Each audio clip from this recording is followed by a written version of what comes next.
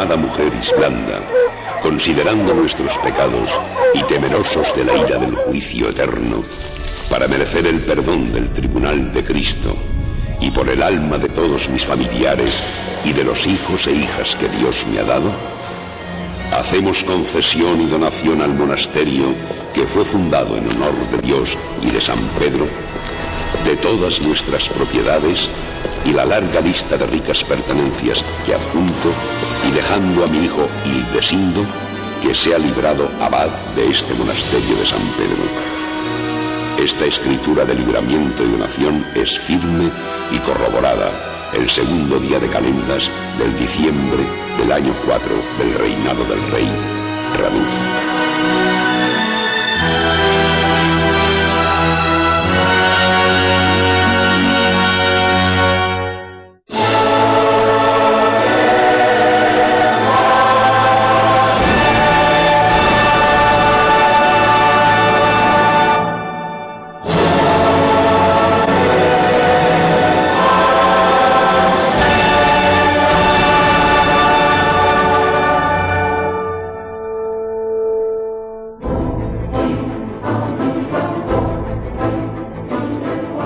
Sant Pere de Rodes está situado en la punta de la cadena pirenaica a orillas del mar Mediterráneo. Las primeras noticias históricas del monasterio se remontan al año 878. La falta de documentación ha rodeado a Sant Pere de Rodes de innumerables leyendas. La más antigua relata que en tiempos del Papa Bonifacio IV fueron trasladados desde Roma la cabeza y un brazo del apóstol San Pedro para librarlos de la profanación de los persas y caldeos, escondiéndolos donde hoy se levanta el monasterio. Rodeado por un cinturón de torres y montañas que lo defendían de la piratería de la época, Sant Pere tiene en la iglesia su monumento más importante. Esta consta de 3 naves, un transepto y 3 ábsides de trazo parabólico. Toda la iglesia está cubierta con bóveda, la nave principal con bóveda de cañón y arcos torales reposados sobre una serie de columnas superpuestas. Cuando hablamos del mundo monacal occidental, la referencia básica es sin duda las reglas benedictinas, fuente de inspiración de innumerables órdenes. San Benito de Nursia redacta estas reglas en la primera mitad del siglo VI. Este compendio de sugerencias prácticas para la convivencia de una vida en comunidad espiritual hizo posible el engrandecimiento de Sant Pere de Rodes, primera frontera espiritual del mundo cristiano en la península. Llevando como consigna de vida el ora et labora, los monjes, apoyados por la nobleza, extendieron sus dominios a baronías y granjas conquistadas con la expulsión de los musulmanes, desarrollando a la vez su gran capacidad intelectual, siendo los autores de innumerables manuscritos que se conservan hasta la actualidad. No importaban las condiciones ni la forma en que se debía trabajar. No había obstáculos a la hora de defender la frontera de la fe. El noble Tasio y su hijo Hildesindo, primer abad del monasterio, entre el 926 y el 945, convirtieron a Sant Pere de Rodes en grande y prestigioso. Sus famosos jubileos santos, que duraban 8 días, atraían a miles de peregrinos de otras tierras, lo que significaba un intercambio cultural importante y sin duda el fortalecimiento de la fe cristiana.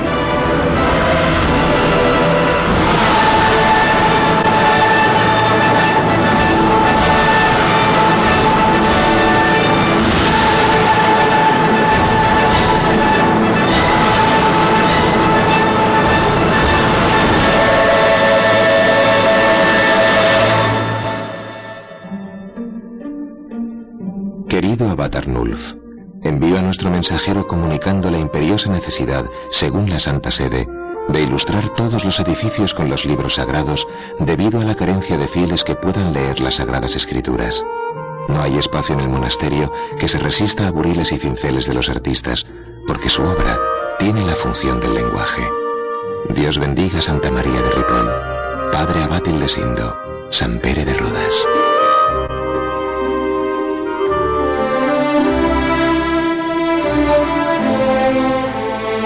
Santa María de Ripoll fue fundado por el conde Guilfredo el Velloso entre los años 879 y 880, siendo los abades Arnulf y Oliva quienes dieron el mayor impulso al monasterio. El portal, que es una obra del siglo XII, conjuga pasajes del Antiguo Testamento y los ancianos del Apocalipsis con imágenes del Salvador. También exalta las figuras de los condes Ramón Berenguer III y IV, que culminaron la conquista de los territorios musulmanes en el poniente. Ripoll fue cuna y apogeo del desarrollo artístico y cultural de la época. A finales del siglo X se formó en el monasterio una escuela de miniaturistas de varias nacionalidades que supieron fusionar las tres corrientes artísticas de la época, la bizantina, la árabe y la mozárabe. En 1835 desaparece la vida monacal, siendo saqueado y quemado. 50 años después, en el 1886, comienza la restauración por el arquitecto Elias Rougent, finalizando la obra en 1893.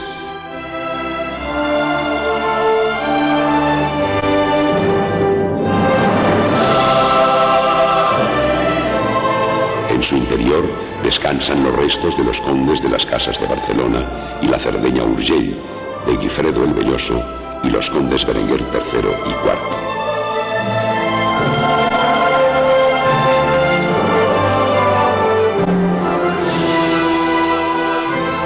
El monasterio conserva, pese a las restauraciones, muchas de las riquezas de su época de esplendor.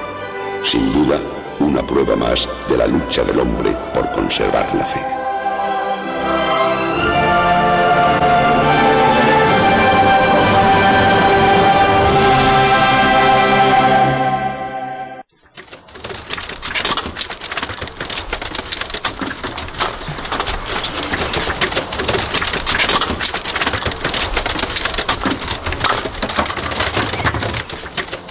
Las tres rutas de peregrinación de la cristiandad han sido desde siempre las que se dirigen a Roma, Jerusalén y Santiago de Compostela.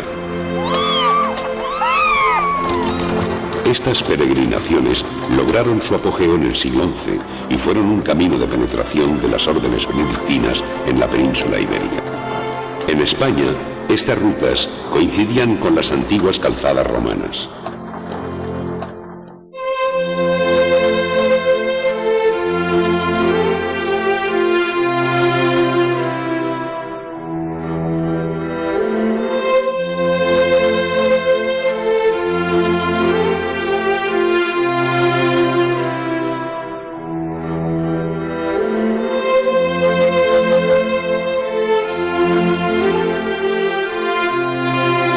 Los devotos, en su camino hacia Finisterre, el fin de la tierra, lograban lugares de albergue y recogimiento a su largo trayecto cristiano.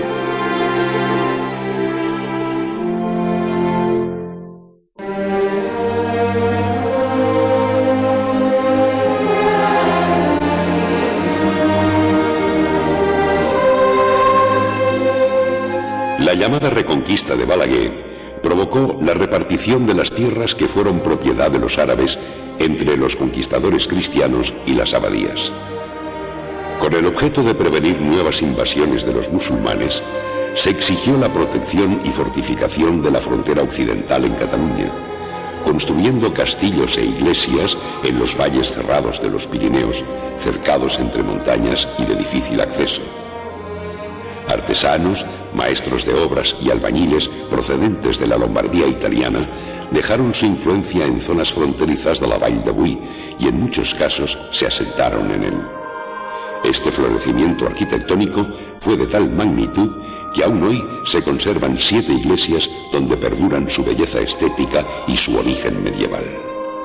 Esas iglesias románicas son auténticos microcosmos en los que la arquitectura, la escultura, la pintura se integran al unísono para responder, para reflejar, para dar testimonio de esa religiosidad.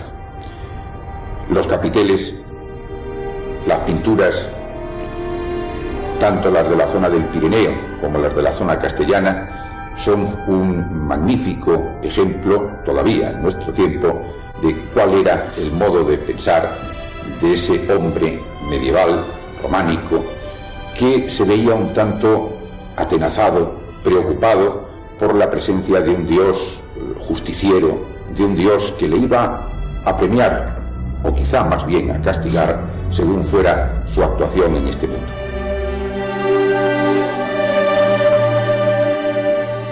Las pinturas se extendían originariamente por naves, columnas y altares que en muchos casos quedaron ocultas por añadidos y calados de siglos posteriores. El Cristo Pantocrátor, santos, apóstoles, animales fantásticos, demonios y juglares, en combinación con escenas profanas y religiosas, hacen excepcionales las pinturas de Boix. La principal función de la pintura y escultura de la época no es la decoración, sino transmitir un profundo mensaje religioso y así traer hasta sus fieles el mundo celestial. Los maestros conseguían hábilmente que todo el templo, las líneas arquitectónicas, la escasa iluminación y las pinturas crearan un ambiente que transportaba a otra dimensión que derivaba en su misión por temor a perder la vida eterna.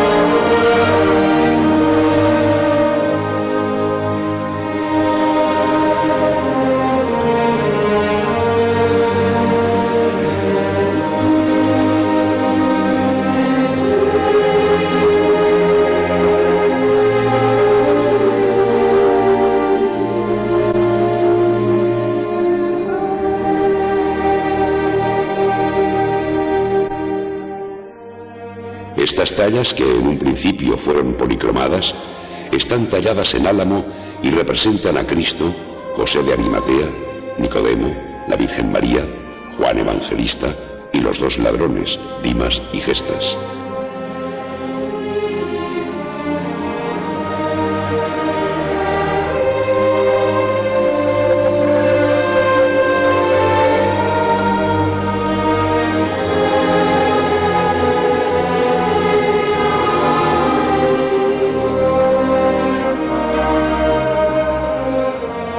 Los campanarios de las iglesias de la Vall de Boix representan los centinelas de los fieles llamándolos a vigilia, oración o muerte.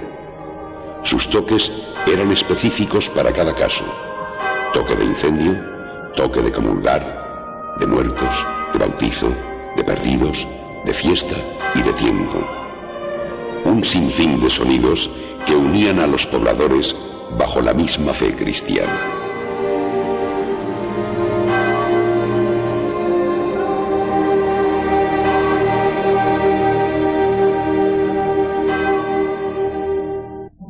Señor Suero Quiñones, como nosotros dos, verdaderos caballeros y hermanos de armas, sabemos que en el paso del puente Órbigo, camino de peregrinación a Santiago, habéis hecho una empresa de armas por la cual quien va en busca del santo perdón debe batirse para vuestro deleite. Os ofrecemos, en nombre de Dios, romper todas las espadas que utilizáis y así ganar el perdón eterno. De no ser así, cumpliremos con vuestro reclamo y como caballeros que somos, terminaremos la jornada en la taberna.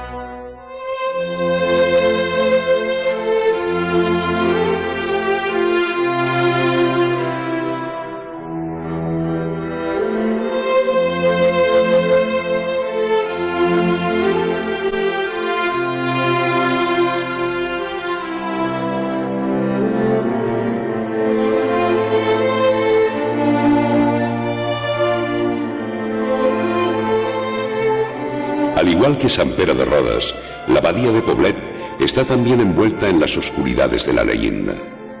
La fundación del monasterio se realiza gracias a la donación de tierras que hiciera Ramón Berenguer IV, conde de Barcelona, a los monjes cistercienses de la abadía de Fontfroide. Expulsados los musulmanes en 1151, cruzaba los Pirineos una columna de 12 monjes con su abad Gerardo a la cabeza. La pequeña colonia se estableció en las inmediaciones de lo que sería una importante abadía, y desde entonces el rezo, el estudio y el trabajo se sucedieron sin descanso. La regla benedictina es la que siguen los monjes cistercienses de Poblet: obediencia, estabilidad y conversio morum, que es la vida en común en que se encierran las congregaciones de pobreza y silencio.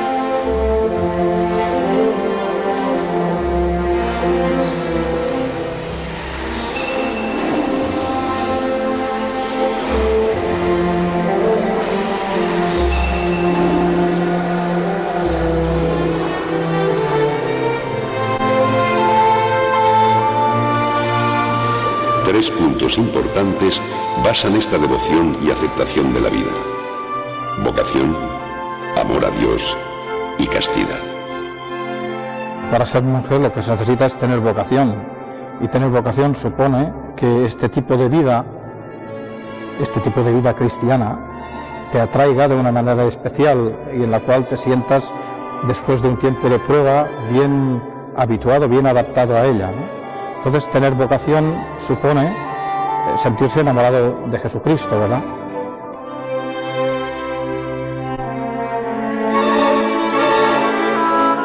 Bueno, los hombres también somos de carne, todos los monjes somos de carne y de huesos igual.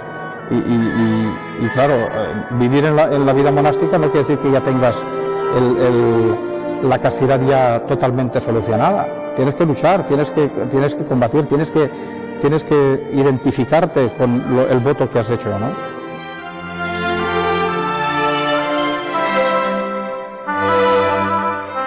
No cambiaría esto por nadie, por nada.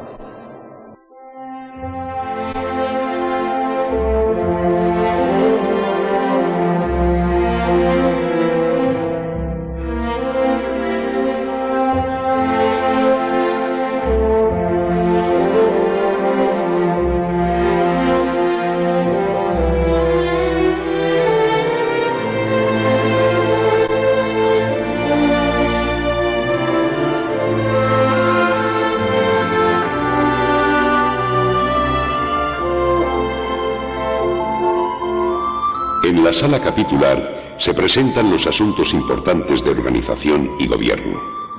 Sobre ello, dice San Benito: convoque el abad a toda la comunidad y exponga de qué se trata, y después de oír el consejo de los hermanos, reflexione sobre ello y haga lo que crea conveniente. Soportar los crudos inviernos en aquellas condiciones era una prueba más de fe. El calefactorio permitía que los monjes pudieran calentarse en esta construcción del siglo XIII, austera en todo su conjunto y detalles. También en muchos casos, esta sala hacía las veces de barbería de los monjes. Aún conserva el espíritu místico y comunitario que se reunía en torno al fuego.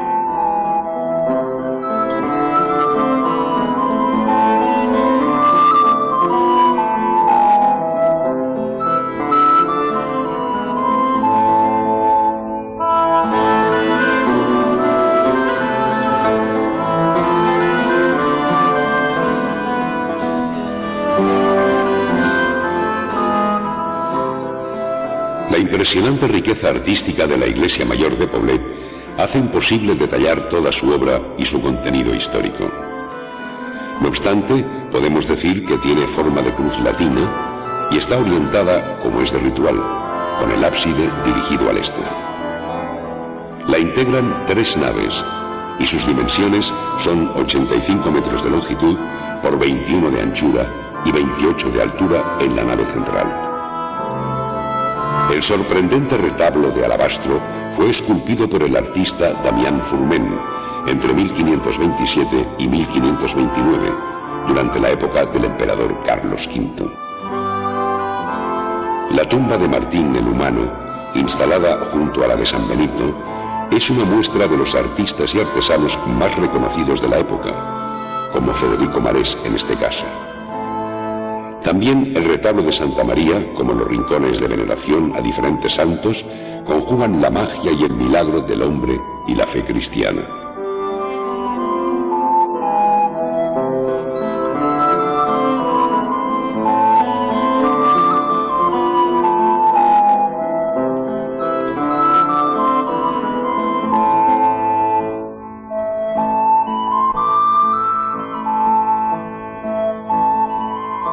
Aún quedan vestigios de su magnífica policromía, lo que nos hace imaginar la maravilla visual que debían disfrutar los pobladores de entonces.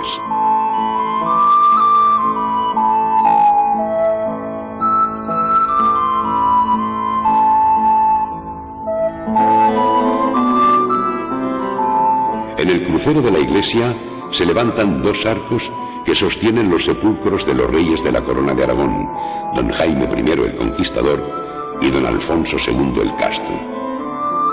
Descansan también don Juan I el Amador de la Gentileza y sus 2 esposas, y los restos de Juan II y doña Juana Enríquez, padres de Fernando el Católico.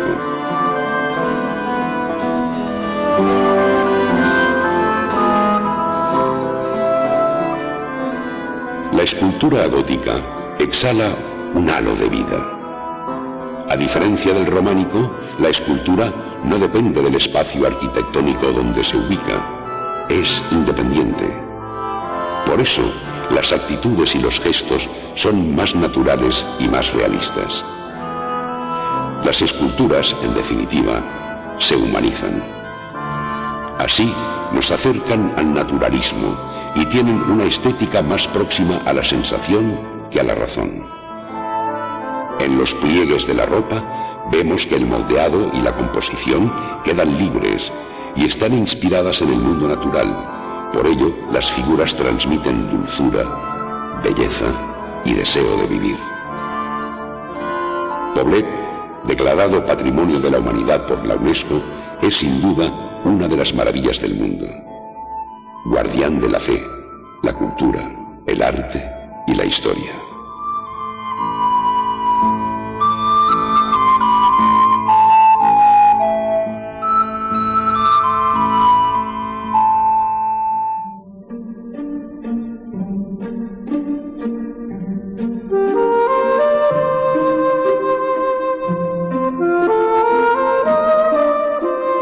Que le sea cierto a usted, señor rey. Todos los 28 de diciembre, día del degüello templario, un caballero recorrerá viñas, aguas y el pueblo de Miravet en su caballo blanco, llamando a sus hermanos difuntos para ir a conquistar el sepulcro de Cristo en Tierra Santa. Morir por una razón es morir sin culpa. Los habitantes de Miravet en el siglo XII, al igual que los de los pueblos ribereños del Ebro, no eran, como mucha gente piensa, árabes, ni bereberes, ni nada de todo esto. En realidad eran los descendientes de los íberos.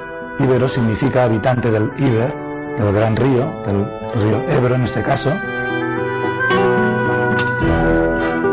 La importancia estratégica de Miravet residía, como en todas las fortalezas, en el control total del territorio.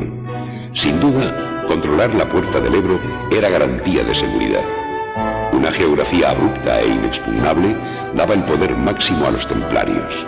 Los templarios aparecen en el cristianismo, en el mundo cristiano, a comienzos del siglo XII. después de la primera cruzada, y vienen de la mano de San Bernardo. San Bernardo en aquel momento era el faro del cristianismo, él nombraba y ponía y quitaba papas, era además el abad de los cistercienses, y por tanto, tanto el cister como el temple llegan a la corona de Aragón, a Cataluña, de la mano de San Bernardo.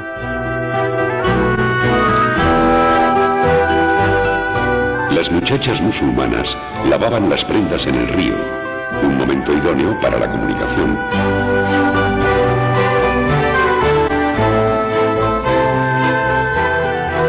El tejer cuerdas para la dura navegación y cañizos para secar las frutas, como ligaduras, y crear objetos de barro de larga tradición musulmana que perdura hasta la actualidad y que hoy representan una importante industria en Miravet, eran las tareas más destacadas de la población.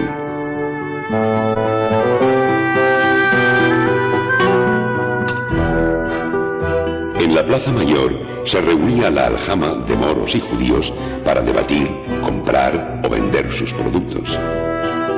La ajetreada vida de la villa detenía su actividad al paso de los guerreros sagrados.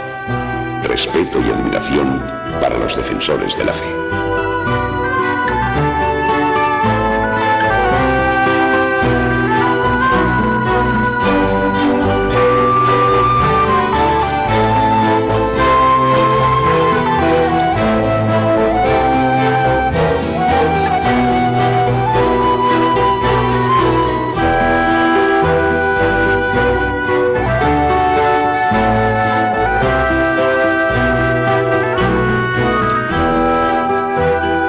El símbolo principal, el primero, el iniciático suyo, es la capa blanca, que es la capa de la pureza. Esto no era broma, esto era un privilegio de los templarios y de nadie más, y de los monjes cistercienses, que curiosamente llevan también encima un paño negro, que es la otra cara de la moneda. La bandera templaria era blanca y negra, el famoso balsà en catalán, bauçant en francés, ¿no? Era el estandarte suyo, y era su capa blanca. También hay templarios, los podéis ver, con la capa negra. Son templarios sargentos. Son también monjes y tienen las mismas obligaciones, las mismas prerrogativas que los caballeros templarios, que son los que llevan la capa blanca. Y siempre el río, la vía de penetración al interior de Hispania, la vida misma de los templarios. En sus barcas, arrastradas únicamente por la corriente del Ebro, llegaban al lugar de mayor control militar y también espiritual de toda la península. La fortaleza tenía todas las piedras talladas, decoradas en la argamasa de las juntas con rayas rojas y negras, describiendo el orden celestial y terrenal.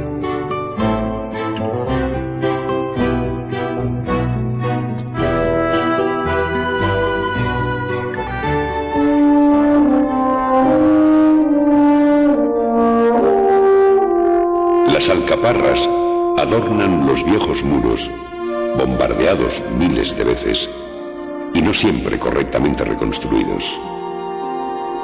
El refectorio, donde los templarios decidían el futuro de la corona de Aragón, se trata de una obra maestra de mitad del siglo XII, el ejemplo perfecto de la transición del románico al gótico, con ventanas casi planas, una auténtica proeza arquitectónica.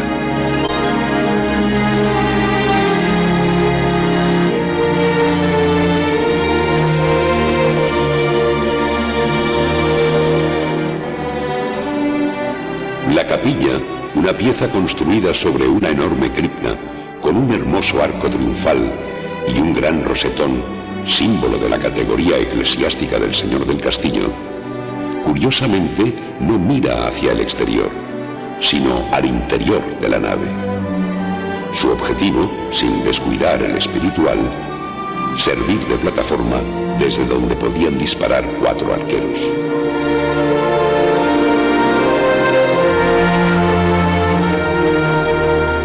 Los templarios jamás dejaron Miravet. En el enorme cementerio del castillo siguen enterrados los monjes caballeros más ilustres de todos los tiempos. Dice la leyenda que todavía deambulan los espectros reclamando su verdadero lugar en la historia. Y aquí podéis ver una manzana de plata con incrustaciones, que son estas manzanas que los reyes, podéis ver en majestad, las llevan en las representaciones medievales. Es una manera es una manzana que aquí le manda el maestro al rey de Cataluña y Aragón, como un símbolo de posesión del poder terrenal. Quien posee esta manzana tiene poder sobre la tierra, sobre lo terrenal.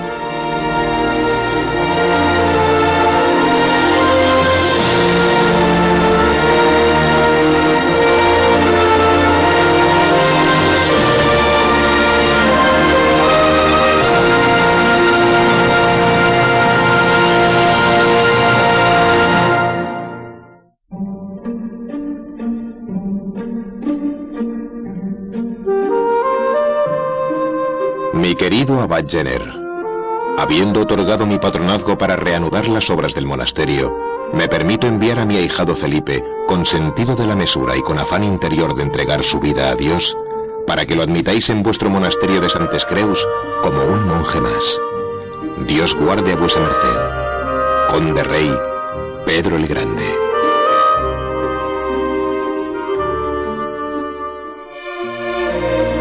El monasterio de Santes Creus se comienza a construir en el año 1174.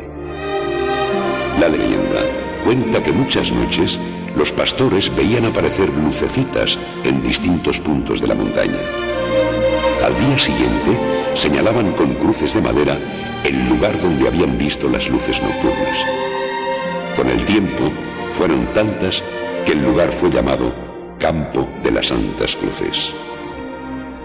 Destacan los magníficos capiteles, base fundamental para el entendimiento de las Sagradas Escrituras. El claustro principal responde a los esquemas formales del siglo XIV y no guarda relación con la sencilla austeridad del claustro primitivo. Los principios del Císter son la sencillez, la austeridad y la pobreza individual de los monjes. Es típica, además, la devoción a María y sus iglesias están vinculadas a ella.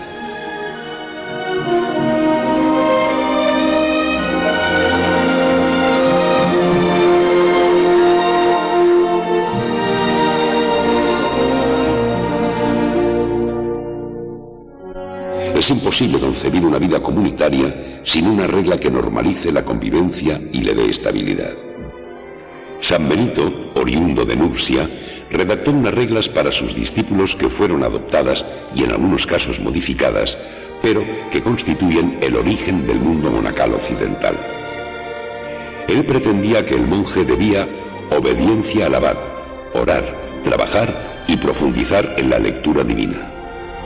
Una plegaria que sigue a un trabajo y un trabajo que sigue a una plegaria.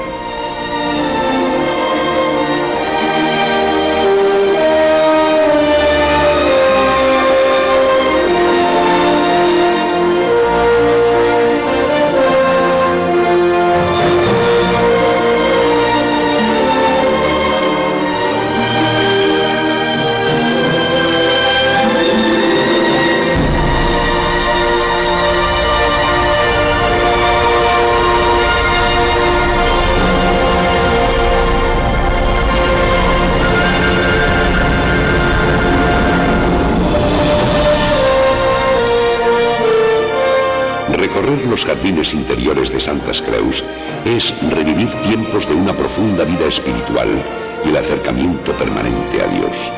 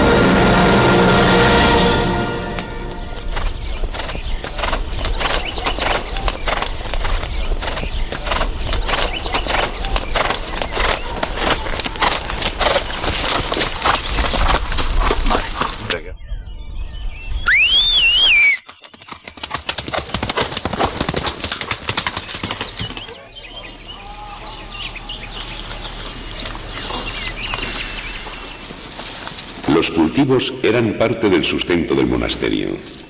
El autoabastecimiento cumplía así una de las reglas.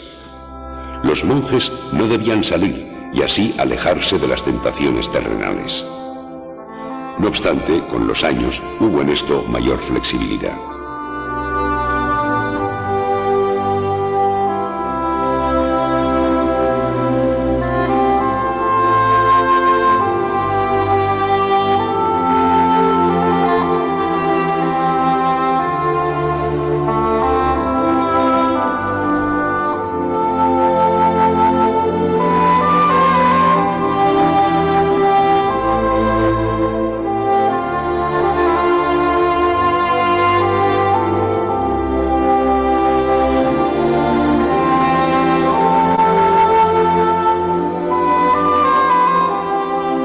Ocho veces al día se reúne la comunidad en la iglesia para alabar al Creador y responderle en oración. 7 plegarias diurnas que son laudes, prima, tercia, sexta, nona, vísperas y completas. San Benito se refiere a las oraciones nocturnas así: en invierno se levantarán a la hora octava de la noche, o sea, cuando hace 8 horas que se ha ido el sol, de manera que reposen algo más de la mitad de la noche y se levanten ya descansados. Después de las vigilias, lo emplearán los hermanos que tengan necesidad en el estudio del salterio y las lecturas. En verano, tras la celebración de las vigilias, se dispondrá de un cortísimo intervalo para que los hermanos salgan a los naturales menesteres e inmediatamente seguirán las laudes que deben celebrarse al rayar el alba. San Benito manda en el capítulo 22: han de dormir en un mismo local, pero si el gran número no lo permite, descansen de 10 en 10 o de 20 en 20, con ancianos que velen sobre ellos.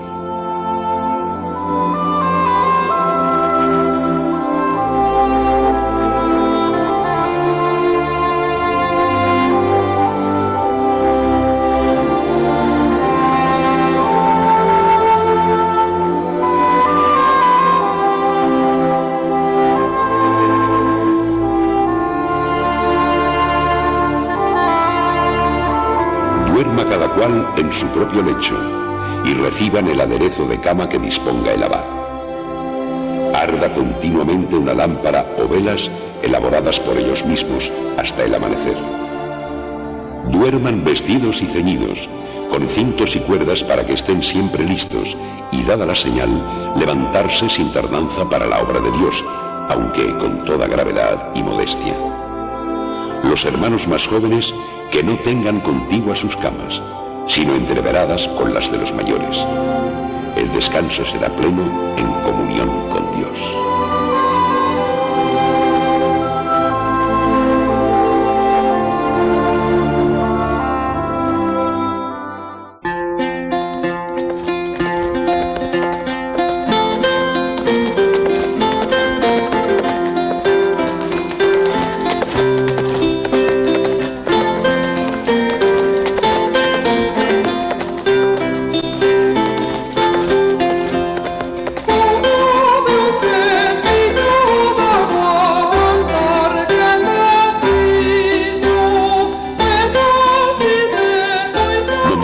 Fue fundada en un cruce de caminos. Representó un centro comercial de vital importancia del siglo XIII al XV. Montblanc ha sido el nexo de todas las poblaciones de la zona, pero fundamentalmente significó el punto de relación entre la comunidad y los monasterios de Poblet y Santas Creus. Fue el lugar donde los monjes comerciaban los productos elaborados en sus granjas y a la vez les permitía proveerse de la mercancía necesaria para su consumo. Pero sobre todo, Montblanc representaba quizá el único punto de unión entre el hombre de la calle y los intermediarios terrenales con Dios. No era extraño encontrar a los monjes en los típicos mercadillos medievales, una forma diferente de acercarse a un mundo casi vedado para la orden de San Benito.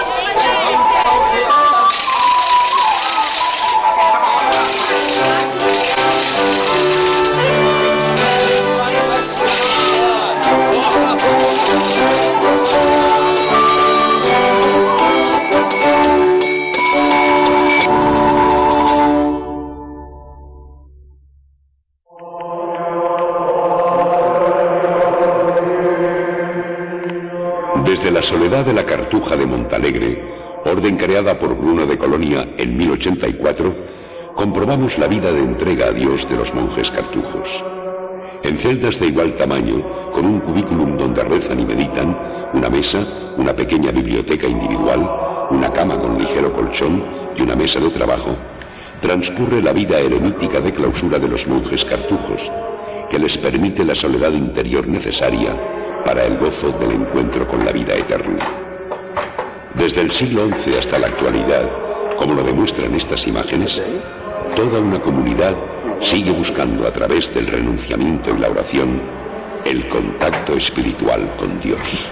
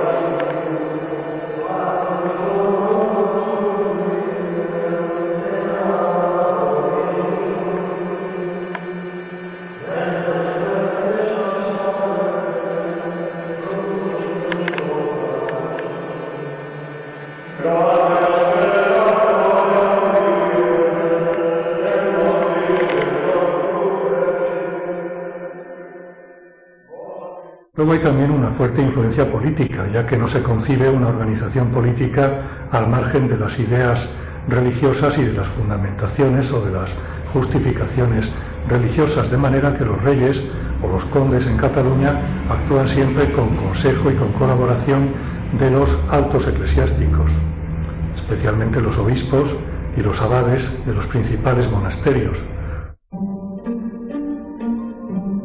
Mi querido hermano, según he entendido, vos tenéis un ministrer que toca el echaquier y los pequeños órganos.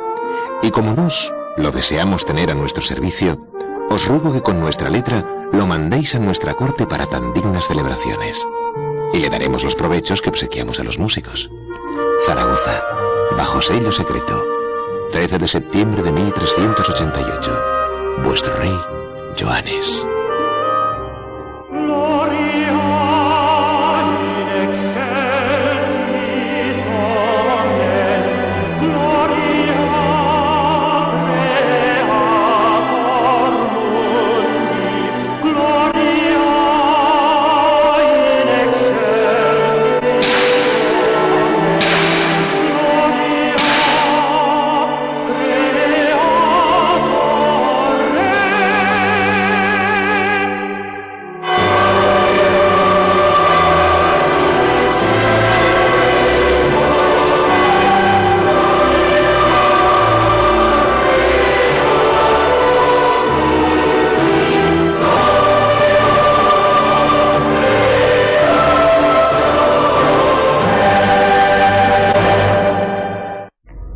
siglo XIV supone un momento de estancamiento de esas formas que, curiosamente, en el caso español viene a significar la realización de las grandes catedrales catalanas, tipo las iglesias de Barcelona, de Manresa, de Tarragona, de Gerona.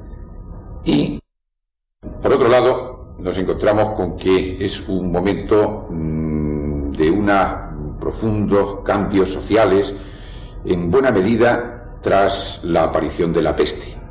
La peste se convierte en uno de los 4 jinetes apocalípticos, en realidad, que provoca un considerable descenso demográfico, una gran conmoción social, una crisis económica.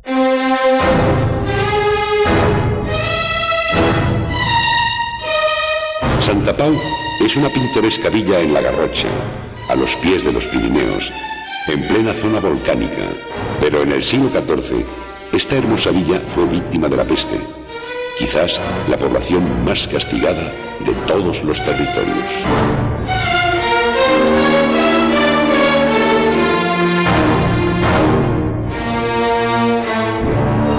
La peste invade Europa. Rápidamente se propaga entre la población debilitada por el hambre, la sequía y las guerras. Durante largos años, el trapo blanco colgado en el exterior de una casa fue sinónimo de muerte.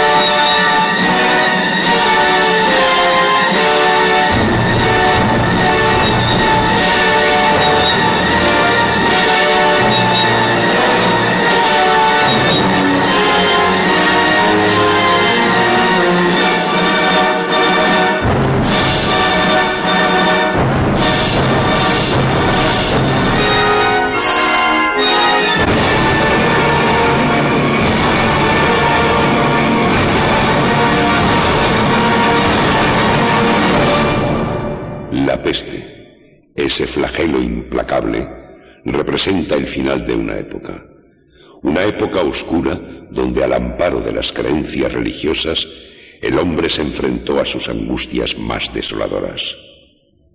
Después llegó la esperanza, una esperanza que tuvo un nombre: el Renacimiento.